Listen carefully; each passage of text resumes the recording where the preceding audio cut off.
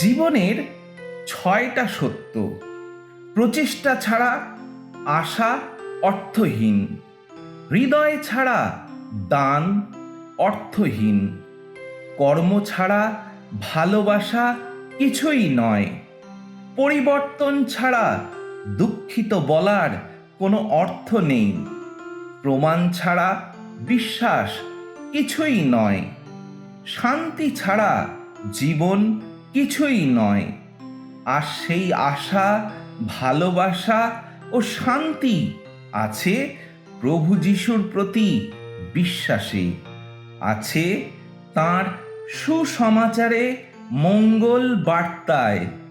তাই আমাদের রোজ অন্তত একটু করে হলেও পবিত্র বাইবেল থেকে পড়া দরকার।